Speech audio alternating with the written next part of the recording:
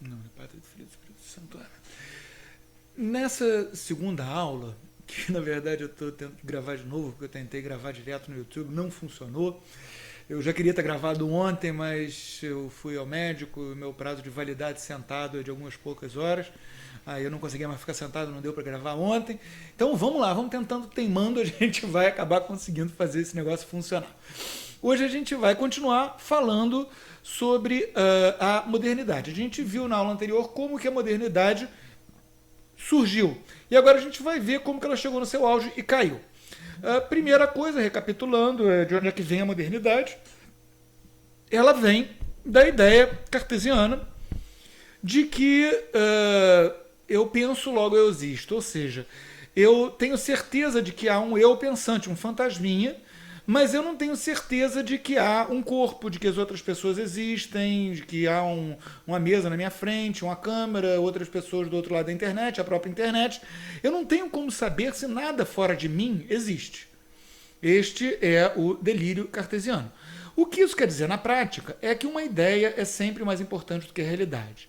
Então, ao invés da gente pegar a realidade e dizer, bom, vamos ver o que funciona na prática, a gente pega a ideia e diz, bom, vamos modelar a realidade a essa ideia. Se eu tenho a ideia de que tudo que é de errado no mundo é causado pela propriedade particular dos meios de produção, então eu vou criar uma sociedade em que a minha ideia de sociedade perfeita, em que todos os meios de produção pertencem a todos, ao Estado, vai sobrepujar a realidade em que as pessoas são donas dos meios de produção.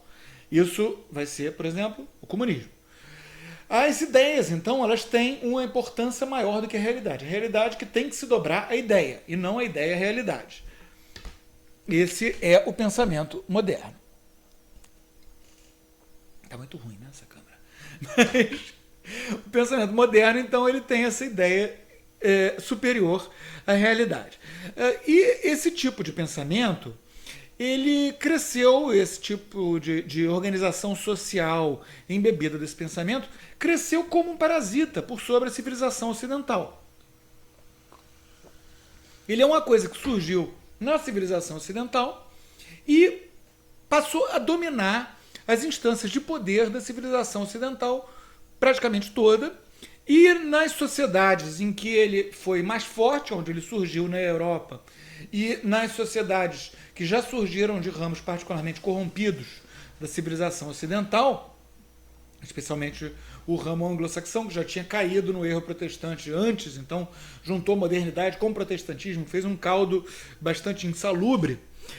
Nesses lugares, a modernidade chegou a atingir o próprio modo de pensar das pessoas na rua. É por isso que um amigo meu comentava, por exemplo, como que ele achava muito estranho quando ele foi para Berlim, antes da queda do muro. Berlim era a cidade mais louca do mundo, a cidade que todo mundo era doidão, e de repente, 3 horas da madrugada, uma avenida gigante daquelas, nenhum carro vindo, ele via um punk com um moicano azul de 1 palmo na cabeça. Naquela época, moicano era coisa de maluco, não era que nem hoje em dia.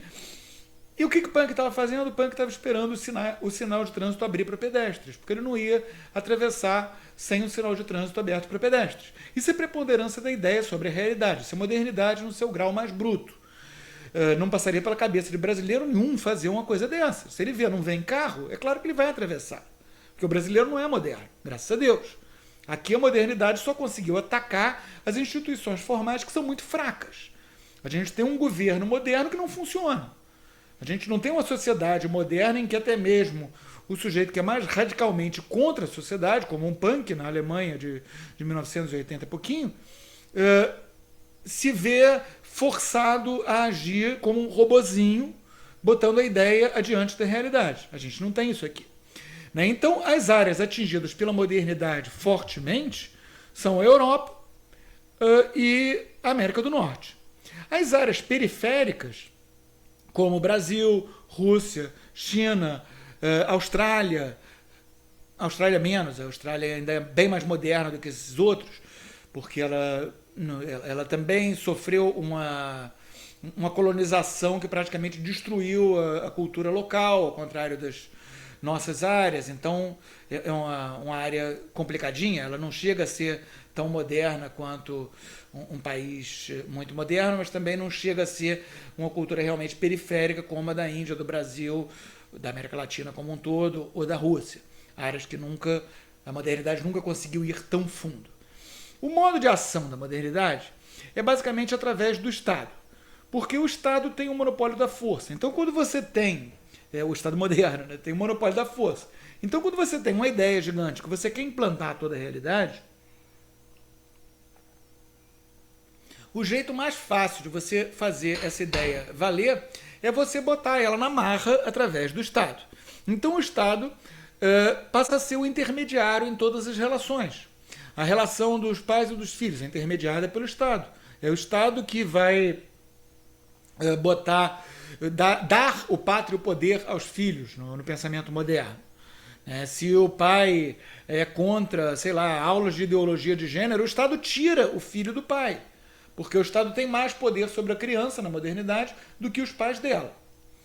A relação amorosa, em muitos países, em todos os países modernos, ou quase todos, é necessário pedir autorização para o Estado, uma licença para o Estado para se casar.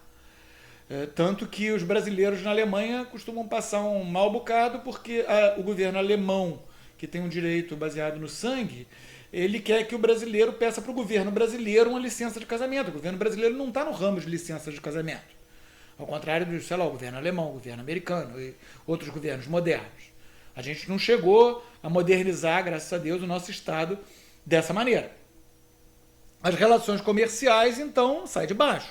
As relações de trabalho, isso a gente vê aqui no Brasil claramente, né, a diferença entre a relação moderna, que é regida pela CLT, e a relação que a gente tem na realidade com as pessoas para quem a gente trabalha, ou que trabalham para a gente, ou com quem a gente trabalha.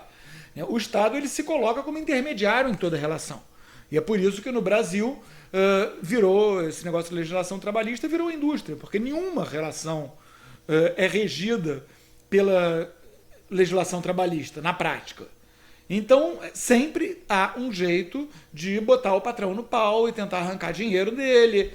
É uma coisa que faz com que, como eu sempre digo, a legislação trabalhista no Brasil seja um avatar do caos.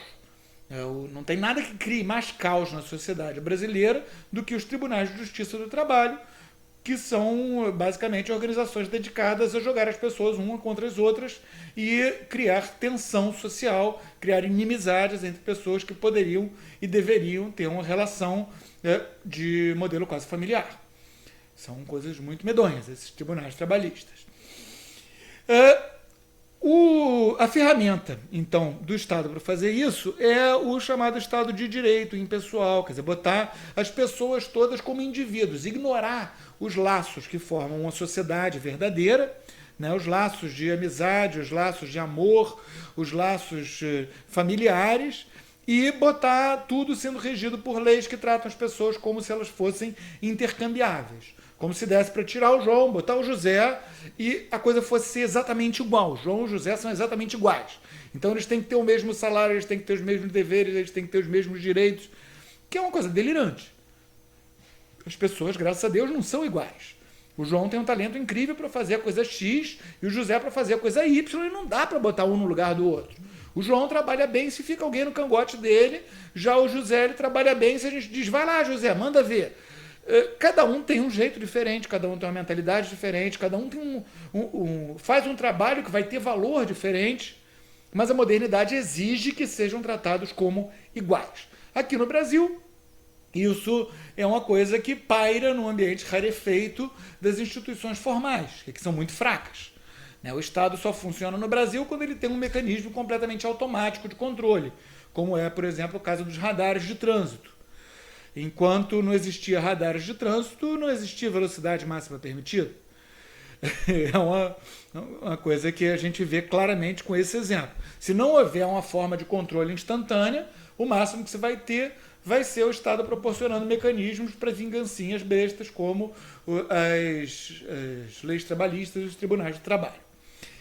A modernidade, assim, então, ela tenta negar essa natureza humana que faz com que todas as pessoas se coloquem, se percebam como unidas às outras pessoas por laços de família, por laços de amizade, por laços de amor, por todo tipo de laço, e não por uma lei escrita por algum burocrata lá em Brasília, que está em algum livro que a pessoa nem leu. A modernidade, ela nega essa natureza humana. E o resultado disso é que vai ter sempre uma grande parcela da população que não vai se encaixar na modernidade, ponto. Então, toda sociedade em que a modernidade tenta dominar ou consegue dominar a sociedade a fundo, toda sociedade plenamente moderna, ela vai ter que se livrar de uma quantidade muito grande de indesejados. Os comunistas mandavam para a Sibéria, ou matavam, ou em Cuba deixavam, mais ou menos, fugir para Miami. Os nazistas queimavam e matavam, né, e queimavam. Os capitalistas prendem. A gente vê hoje em dia a população americana, metade dos pretos está presa, já foi presa, porque aquela nação, aquela cultura diferente que lá eles se desenvolveram diferente, em separado. Então aquela nação que tem dentro dos Estados Unidos, a nação das pessoas de ascendência africana, a cultura dela não se adequa perfeitamente à cultura capitalista, então o resultado, o cara acaba preso. É uma coisa muito louca. Metade das pessoas estar preso já ter sido preso. A prisão é o modo particularmente capitalista de tratar o indesejado. Convenhamos que é um modo bem menos ruim do que mandar para a Sibéria, matar direto, essas coisas que os outros ramos da modernidade, o comunismo e o nazismo, sempre procuraram fazer. Agora, a validade de um sistema tão antinatural é muito curta. Porque a gente não tem como dobrar a natureza infinitamente. A natureza, em um ponto, ela volta. Não adianta a gente forçar, que o que vai acontecer vai ser que a gente só vai aumentar a resistência e em algum momento vai ter uma volta vigorosa. E é o que está acontecendo com a modernidade. Ela surgiu há pouco mais de 200 anos atrás, né, uma coisa que foi aparecer mesmo com força, com vigor,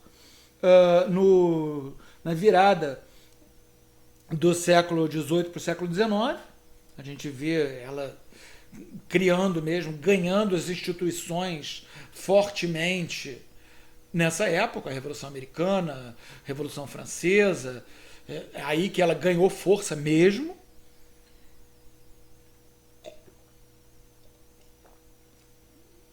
E 200 anos cravados depois da Revolução Francesa, a gente viu a queda do Muro de Berlim, que foi a derrocada de um dos grandes aspectos da modernidade, a modernidade comunista. Houve quem dissesse, o Francis Fukuyama, disse que seria o surgimento o fim da história, né? Todo mundo viraria capitalista, social-democrata, né? Bestialógico sem fim, que era simplesmente a incapacidade de ver que era a modernidade inteira que estava sobrando, não só o lado comunista da modernidade. Tanto que hoje em dia a gente vê que já estão surgindo várias alternativas à unipolaridade americana que se achou que iria vigorar a partir daquele momento. Mas o auge da modernidade, ele foi no segundo quarto do século passado. Quer dizer, a partir de mais ou menos 1930 até 1945, 1950, foi o auge da modernidade. Foi a hora que a modernidade estava no máximo. Tudo parecia ser moderno. O pré-moderno parecia absurdo. É até curioso a gente ver como que o grande Chesterton, nessa época, tentou dar uma feição moderna à doutrina social da igreja e à sua condenação do comunismo, do capitalismo, etc. Tentou dar uma feição moderna à doutrina social da igreja, criando o que ele chamou de distributivismo, que era uma tentativa de transformar a doutrina social da igreja num pensamento ideológico. É claro que não funcionou, porque a doutrina social da igreja ela é basicamente pré-moderna, antimoderna. Ela não é um pensamento ideológico. O que ela diz é, olhem para a realidade, vejam o que funciona. A partir daí, procurem fazer com que as instituições sejam preservadas. Mas por que ele fez isso? Um cara tão inteligente quanto o Chesterton. Ele fez isso porque naquela época parecia que essa era a solução, esse era o caminho. Parecia que todo mundo iria ser moderno. A gente vê como que no finalzinho dessa época surgiu a ficção científica, né, com aqueles mundos supermodernos do futuro, sei lá, Isaac Asimov, os Jetsons, tudo isso veio diretamente desse pensamento, desse otimismo da modernidade, que nessa época teve o seu auge na briga, no confronto aberto na Segunda Guerra Mundial dos três tipos de modernidade, o comunismo, o capitalismo e o nazifascismo, que se enfrentaram em campo de batalha, literalmente, e o comunismo e o capitalismo ganharam do nazifascismo. Então é por isso que até hoje, tanto os comunistas quanto os capitalistas, quando eles querem falar mal de alguém, eles dizem que o cara é fascista, que o cara é nazista. Porque ele é a outra forma de modernidade que foi derrotada pelos dois. Mas daí isso veio a gerar uma como é que se poderia dizer? Uma briga bipolar, que foi a chamada Guerra Fria, entre Estados Unidos e os seus países que o seguiam, e a União Soviética e os seus países que a seguiam. O primeiro mundo, constituído pelos países capitalistas, o chamado mundo livre. O segundo mundo, constituído pelos países ditos socialistas, a União Soviética, a China, Cuba e por aí vai. E, finalmente, o terceiro mundo, ou não alinhados, que é a gente feito Brasil, a Índia, os países africanos, o pessoal que basicamente iria se unir com a União Soviética ou os Estados Unidos, dependendo de quem pagasse mais na hora, quem oferecesse mais vantagens. Mas a briga era bipolar, de um lado capitalismo, do outro comunismo. E aí nessa época que surgiram essas ideias, né, de um mundo utópico, e isso foi mais forte, né, essas ideias de uma utopia capitalista do futuro, uma utopia comunista do futuro. Até é interessante a gente observar como que muitas vezes na ficção científica feita nos países capitalistas a forma da utopia é quase comunista. É um troço bem interessante a gente reparar nisso, né?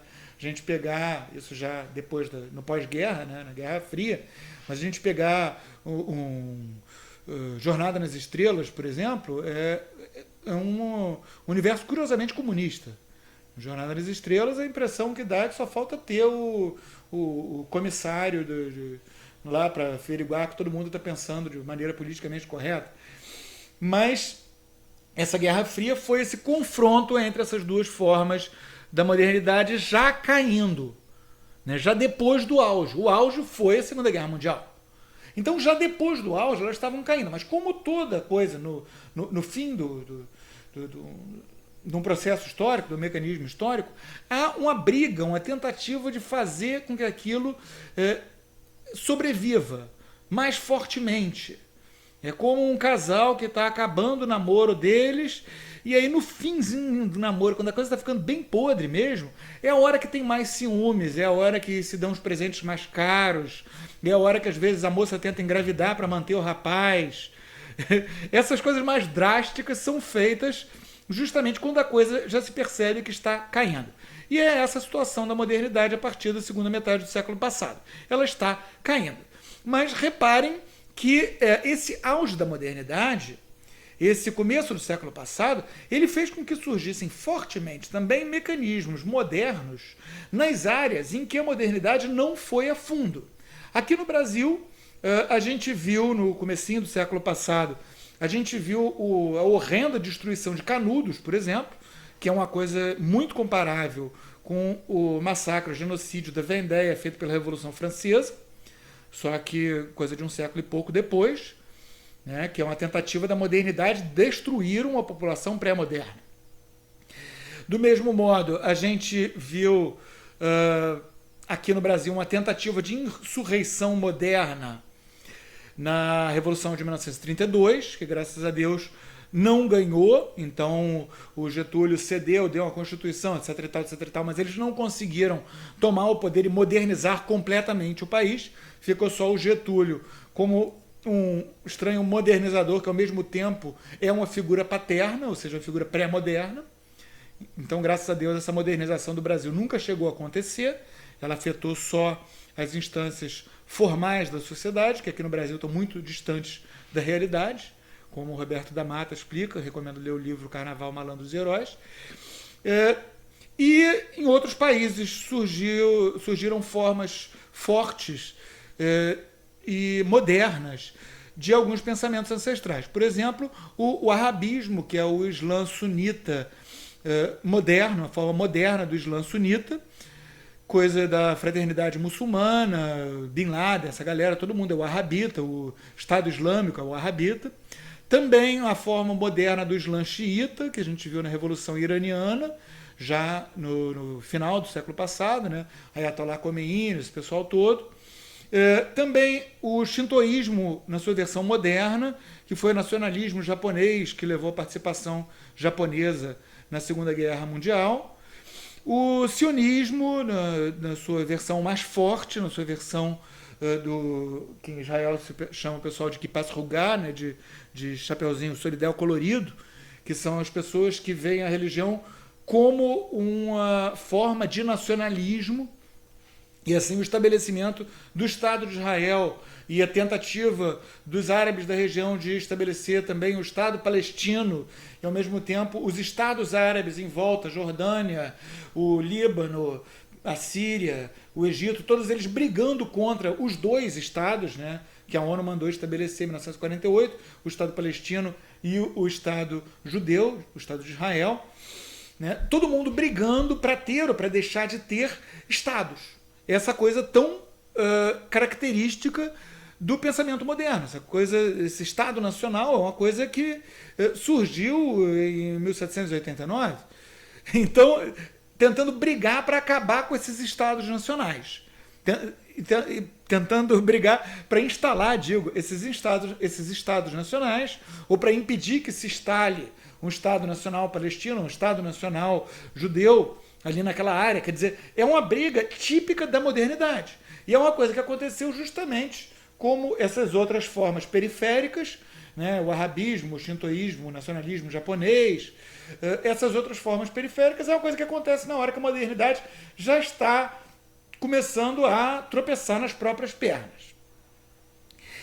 Agora, essa derrocada da modernidade, ela começou a acontecer, então, mais fortemente depois desse período em que, como um casal de namorados, a menina engravida, os dois ficam super ciumentos, tudo para tentar manter o namoro, né? Se a coisa está acabando, então vamos tentar fazer mais do mesmo para ver se aquilo sobrevive. É um pensamento idiótico, mas que é o pensamento que a gente vê na modernidade atual. Né? A derrocada dela, a gente tem alguns pontos fortes. Maio de 68, né, a Revolução na França, é proibido proibir. Esse pensamento, é proibido proibir, é um pensamento que virou, graças à geração que tinha 20 anos nessa época, é um pensamento que virou o pensamento modelo, o pensamento padrão em todo o Ocidente e também nas classes mais favorecidas da periferia. Quer dizer, é proibido proibir, vale para todo mundo na Europa ou nos Estados Unidos. E aqui no Brasil vale para a classe média alta. O pessoal que mora no Jardins, na zona sul do Rio, é proibido proibir. Então a gente tem toda uma geração de pessoas que foram criadas sem limites, uma geração de pessoas que foi criada por gente que acreditou em maio de 68. Ao mesmo tempo, a gente tem, junto com isso, a invenção da pílula anticoncepcional e dos antibióticos, o que possibilitou a revolução sexual.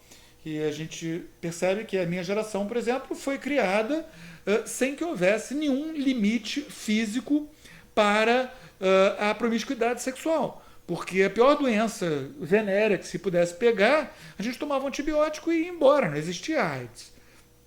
Do mesmo modo, a moça tomando pílula anticoncepcional, ela não iria ter filhos, não iria engravidar. A relação sexual não tinha consequências. Reparem o controle, né, da realidade pela ideia. A ideia é, sexo não tem consequências. Então a gente faz a pílula anticoncepcional, a gente faz o antibiótico e sexo passa a não ter consequências.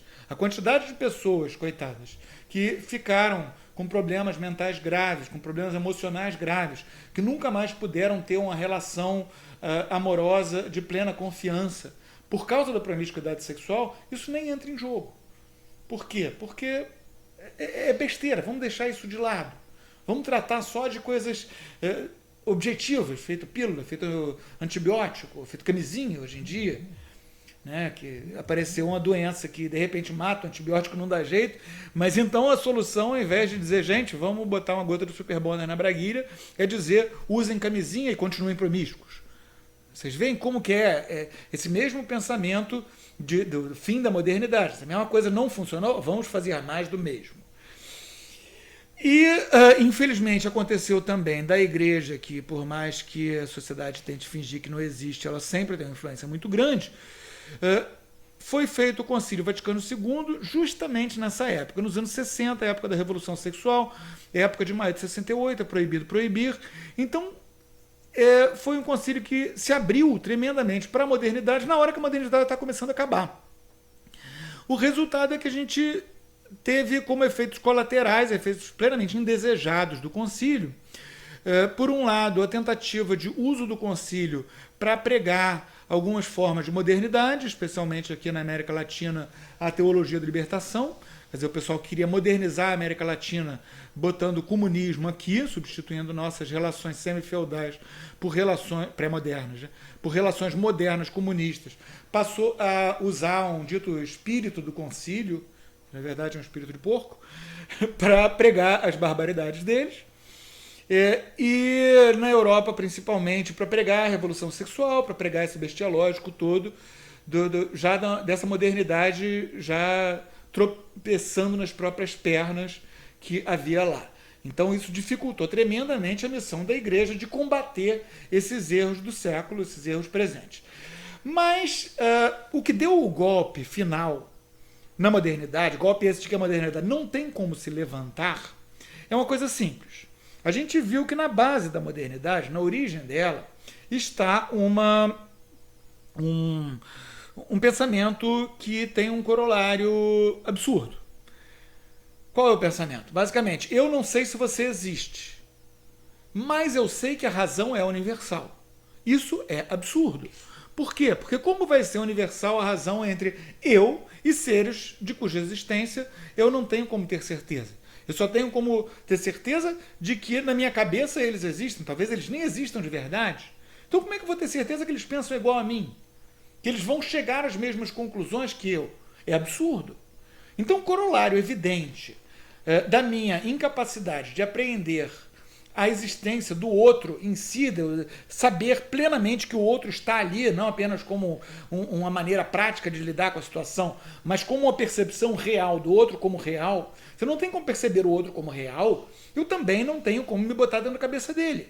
Eu não tenho como dizer se A é igual a B e B é igual a C, A é igual a C. Eu não tenho como ser lógico, basicamente.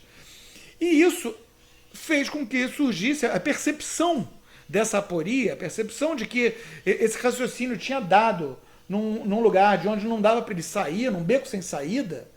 A percepção dessa aporia levou à desconstrução, que é chamada por alguns de pós-modernidade, por outros de hipermodernidade, da universalidade dos discursos. Ou seja, as pessoas passaram a dizer: acabou a era das grandes narrativas. Não dá mais para a gente aplicar o mesmo comunismo a todo mundo, o mesmo capitalismo a todo mundo. Então o cara hoje que realmente acredita no comunismo, no capitalismo, até no nazifascismo, se tiver algum doido, esse cara, ele na verdade está perdido lá no século passado, ele é um dinossauro. Porque ao invés das pessoas dizerem: não, eu não acredito na sua ideologia comunista, eu acredito no capitalismo, ou não, eu não acredito na sua ideologia fascista, eu acredito no comunismo, por aí vai. O que vai acontecer, o que acontece, é que as pessoas dizem: se tá bom para você, tá ótimo, fica com isso, divirta-se, não é a minha verdade. Porque houve uma desconstrução dessa universalidade dos discursos. Uma radicalização do subjetivismo que surgiu em função da percepção de que era corolário da ideia moderna a impossibilidade de apreender o raciocínio do próximo, já que a gente não pode aprender a existência do próximo, como é que a gente vai aprender o raciocínio dele? Então isso é a pós-modernidade, que está aí para tudo quanto é lado. Agora, a modernidade, ela continua lá, que nem a namorada no fim de relação tentando engravidar e o rapaz morrendo de ciúmes no fim de relação. A modernidade continua brigando e com seus estertores cada vez mais fortes. E é por isso que eu dou sempre, graças a Deus, não morar num país moderno. Eu não iria jamais morar nos Estados Unidos ou na Europa, nem na Austrália. Na Austrália um pouco menos ruim, mas Estados Unidos e Europa de jeito nenhum. Por quê? Porque a modernidade lá tem força suficiente para causar um bom estrago nos seus estertores, para atrapalhar bastante a sociedade. A gente vê nesses estertores da modernidade as tentativas de construção de hiper-estados, estados supranacionais, quer dizer, aquele estado que já está caindo pelas tabelas, que já não está se segurando mais, os estados nacionais. Eles já estão caindo pelas tabelas, mas o nego ainda tenta montar em cima daquilo que já está caindo para construir um super-estado, uma União Europeia, uma pátria grande, ou qualquer besteira do gênero. É claro que isso não vai funcionar nunca, gente. ONU, União Europeia, pátria grande, isso tudo é briga, ou a União lá Eurasiana do Putin, isso tudo é briga pelo leme do Titanic que está afundando. Os estados que seriam a base desse troço já estão acabando. Esse troço nunca vai sustentar. Ele cai. Não tem como. Nos lugares em que o Estado tem competência suficiente para isso, nos países modernos em que ele tem força suficiente para isso, o que tende a acontecer agora é a instalação de estados policiais. A gente vê na Inglaterra, por exemplo, as ruas estão cheias de câmerazinhas igual a essa de circuito fechado de TV, que fica vigiando a vida das pessoas 24 horas por dia. Na Inglaterra, que sempre foi um país que prezou a individualidade, prezou a independência, na Inglaterra de Chesterton, hoje você sai de casa, vai para o trabalho e você vai ser filmado dezenas de vezes no caminho. Isso é um absurdo. É eliminar aquilo que a modernidade tinha erigido em bandeira na cultura anglo-saxã, essa individualidade acima de tudo, eliminar isso em prol justamente da manutenção disso. Para fazer com que a sociedade moderna permaneça, eles devastam aquilo que era a base da sociedade moderna daquele local. A gente vê a mesma coisa na França, por exemplo, em que se colocava a nacionalidade francesa, a partir da Revolução Francesa, acima de tudo. Então as nacionalidades autóctones, a nacionalidade bretana, a nacionalidade occitana, elas passavam a não valer nada, mas hoje em dia, com o multiculturalismo, de repente você tem franco-argelinos, franco-marroquinos, muçulmanos que são mais muçulmanos do que franceses, e áreas em que o governo não consegue entrar, 751 zonas urbanas sensíveis, o governo chega a botar um mapa disso, são áreas em que a polícia não entra, como uma favela dominada por traficantes no Brasil, só que dominadas por muçulmanos radicais na França. Nos Estados Unidos, a polícia está tremendamente militarizada.